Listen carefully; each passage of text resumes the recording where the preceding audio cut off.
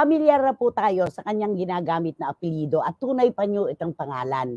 Of course, kasama po natin Miss Ana Ramsey. Ayan. Magandang tanghali sa iyo, Ana. Hello po, Nay Hi. Christy! Sir Hello. Romel! Hello, Magandang Ana Ramsey. Welcome to Chrissy Per Minute. Alam mo, Salamat po. ang tagal-tagal ko nang tinatanong kung bakit si Ana Ramsey hindi pa talaga 100% na pumapaimbulog sa showbiz. Samantalang nakita naman natin, pangalang-pangalan pa lang, pasado na, pre-sold na, kumbaga sa produkto. Wow! Apo ng Queen of Rock and Roll, Miss Elizabeth Ramsey, sumalangit nawa. At syempre, pamangkin ng ating kaibigang si Jaya, di ba? Oo, Ayan. ang soul diba? Oo. Bakit ngayon ka lang, Ana, na talagang nagko-concentrate? Bakit? Actually po, matagal na rin po talaga ako nag-start, Nay Christy, sa industriya. Siguro po, talagang panapanahon lang ba? Tama. Totoo Diba po, yan. God's time, yun talagang hinihintay natin kasi pag dumating ang God's time, yan yung perfect time talaga. Napapanood kita dati sa MOR, di ba? DJ ka ng MOR. Yes po, Nay Yun, Christy.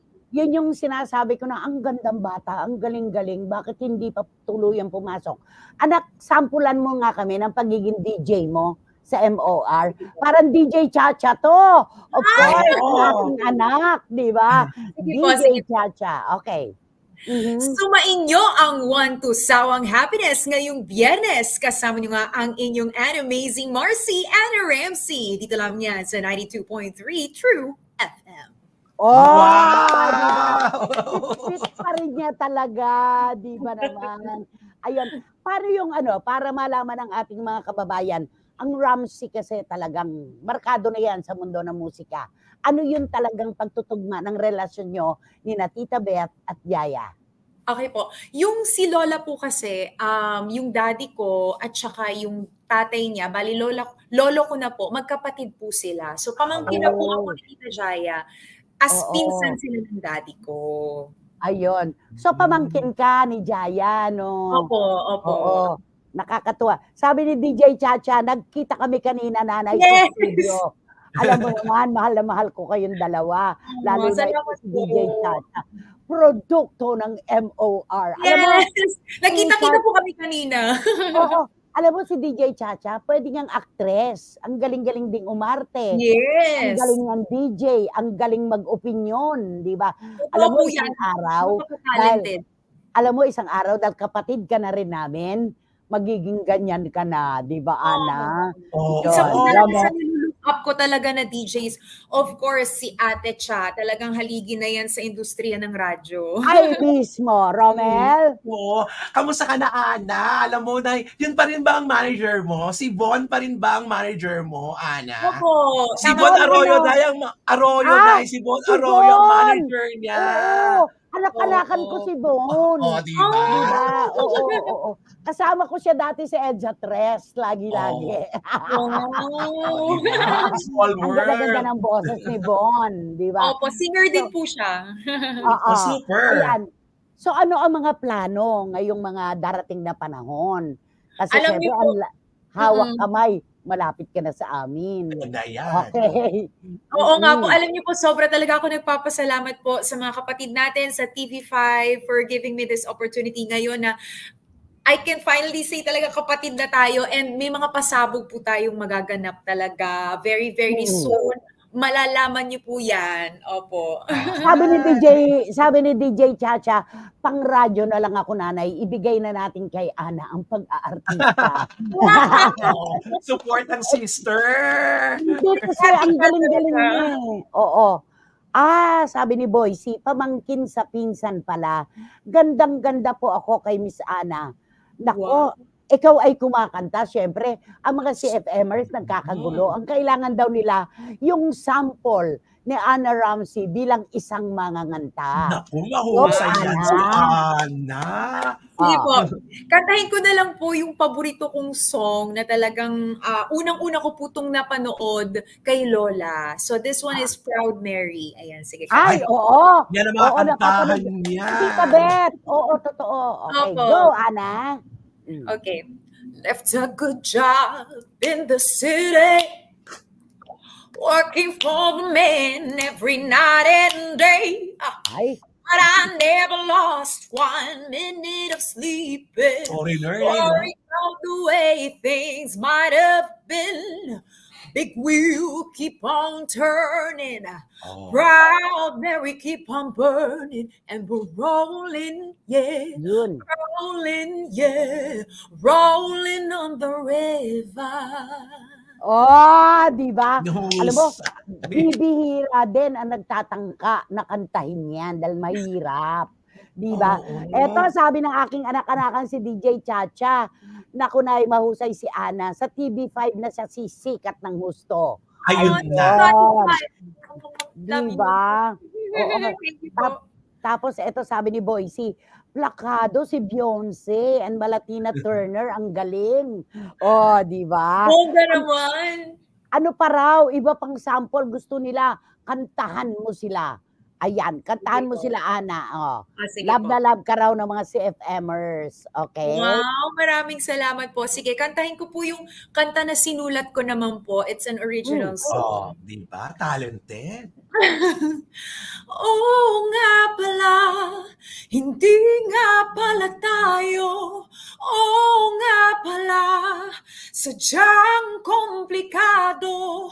O kahit sakit namang isipin, may ibang nilalaman ang iyong damdamin. Wow, di ba?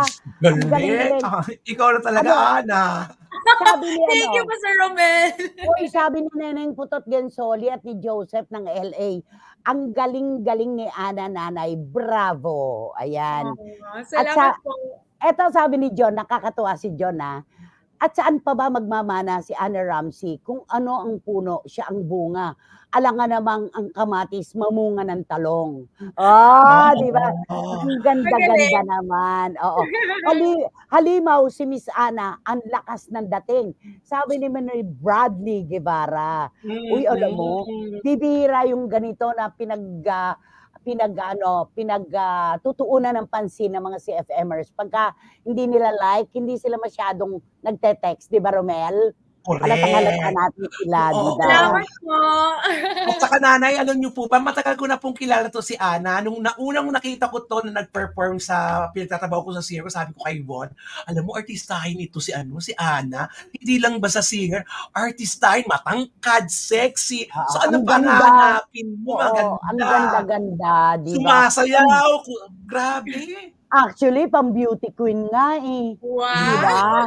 Yun. Tapos sabi ni Boycie, very talented ka, Miss Ana. Singer na, composer pa. 2 thumbs up. Ikaw na talaga. Uy! Grabe, nakakataba namang ng puso yung mga comments. Maraming salamat po. At napaka-versatile mo raw. Very talented. Sabi naman ni Eddie Letada. Totoo yan. At sabi ni Lulu Maling ng San Jose, California, kay ganda-ganda. Tapos, ang galing pa ng boses. Oo. Sabi nga ni Wating-Wating, lagi niya sinasabi, pag maganda na, mahusay pa, walang justice sa mundong ito. Bakit sila ganyan? Di ba? Beauty and brains are absolutely lethal combination. Ana Ramsey lang ang sakalam. Sabi ni Wating-Wating, beauty, talent, and brains are absolutely lethal combination. Totoo naman di ba? Sabi din ni Iram Lia, ay, bigla akong iniwan ang ginagawa ko dahil sa boses ni Ana Ramsey. Goosebumps, Nay. Nako, long way to go. Bravo, sabi ni Iram Lia ng Qatar. Tapos sabi ni Dan Clavesillas, world-class talent si Miss Ana. International stage is waving. Di ba naman? Naku, nakakatuwa naman talaga. Ang dami nagkakagusto sa iyo. At ang tapang mo raw, live na live, kumakanta ka, di ba naman? Yung bata ka pa, sigurado yan. Nakikita mo, yung tiya mo, ang lola mo na nagpe-perform, at may mga pagkakataong isinasama ka pa sa kanilang performances. Opo. Yun yung nagdagdag ng lakas ng loob, ano? Opo, naging magandang training po sa akin yan talaga. And dun ko nakita na, grabe pala mag-perform si Tita Jaya tsaka si Lola Beth. And sabi ko, gusto ko rin ma-achieve yung ganung level ng success pagdating dito sa industriya. So, Naku, alam niyo po makukuha mo yun. yan. I'm sure. Hindi Manifesting po. malayo. Oo. Hindi malayo anak kasi asa yun naman ang lahat ng mga katangian, di ba? Kaya hindi Correct. malayo yan talaga. Ayun. Ayan. Ano ang pressure ng pagiging Ramsey? At ano ang advantage na Ramsey ang apelyido mo?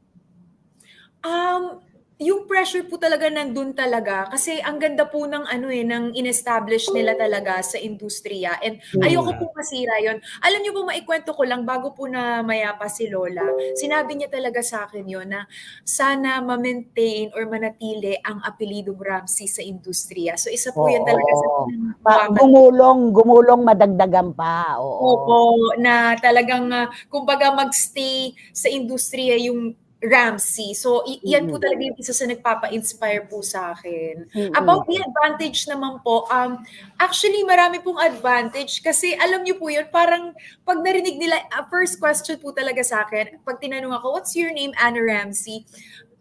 Kamag-anak mo ba si ganito? So, alam niyo, nag-start agad siya ng conversation. Agad.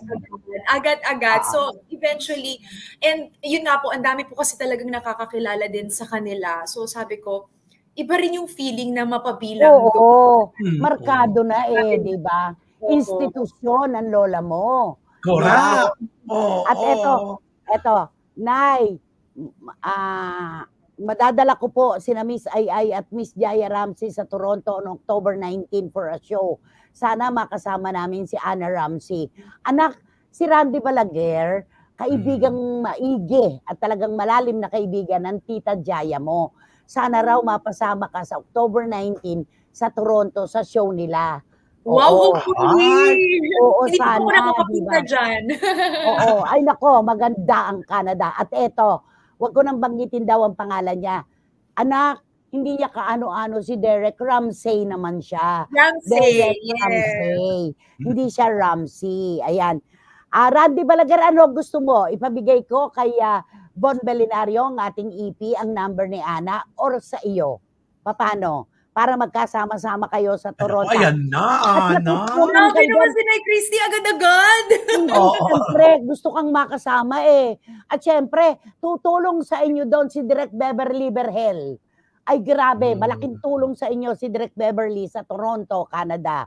Ayan. Wow. Yes, pag na-mention ang Ramsey, it goes hand in hand with the great Miss Elizabeth Ramsey and Miss Jaya. Sabi ni Boyzie Karagay, anak, sana makasama kanila doon, di ba? Hopefully po. Hopefully. Yan ako. Nako, eto. Naku, pakibati mo kay anak ko, si Demo. Ang aking special child na si Demo. Gustong-gusto ka raw niya. Go! Hello, Demo. Demo po? Oo, Demo. Demo. Ayan. Ayan. Thank you sa pagtutok. Ayan. Naku, Nay, salamat sa Diyos. Bumagsak na ang napakalakas na ulan dito sa atin sa Valenzuela. Naibsan na ang sobrang init. Totoo yan. Ang biyaya po ng ulan na matagal na nating ipinapanalangin, unti-unti na ring dumarating.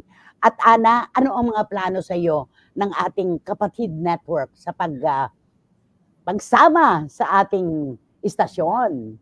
Nako, Sir Romel, Nay Christy, alam niyo po, sobra po talaga akong excited. Marami pong mga magaganap. And ako naman po, marami po akong willing i-offer ng mga talent, syempre. And may pasabog po talaga. And abangan po ng ating mga kapatid yan very, very soon. Di ba? Nakakatuwa. At saka alam mo yun, ang dali mo siyang makagaanan ng loob. Ang taong nakangiti lagi talaga, may kawayan sa publiko. Kaya, ano pa hanapin natin? Magaling sumayaw, magaling kumanta, napakaganda, Ramsey pa ang apelyido. Wala na. May hahanapin pa ba, Romel? Wala na. Ito na yung full package na isang artista. Kanta, sayaw, boses, nakakapag-communicate ng bongga. Ano pa ba, Ana? Ayan, Ana, ha? Eto. Maraming Sir Romel, Thank you so much. May isang pamilyang nakikinig, nanonood ngayon sa iyo. Sina Zaldi at Tessa Aquino, Simon, Norben at Janelle. Isang kanta raw ni Jaya. Isang kanta ni Jaya. Ayan. Ana. Okay. Makakaya ko ba Kung mawawala ka sa aking piling, paano maaminin? Ang galing, di Kung ba? kariyakap mo ay di ko na kayang isipin. Kung may paglalambing, pag wala ka na sa aking tabi, tunay na di magbabalik ang dating pagmamahalan, Galing. pagsusuyuan, at tuluyan bang hahayaan? Yun na! Pakitang Ayun, kasi gilas, ang wala namang galing. pag-ibig, di ba? Ang galing-galing mo talaga. Para kay Dims Ignacio ng Singapore. Okay, Ana, maraming salamat sa'yo. At Thank hindi you ito po. ang una tuli, ha? Yes po, Nay Maraming Christy. nagkakatuhan. Maraming salamat, Miss Ana Ramsey.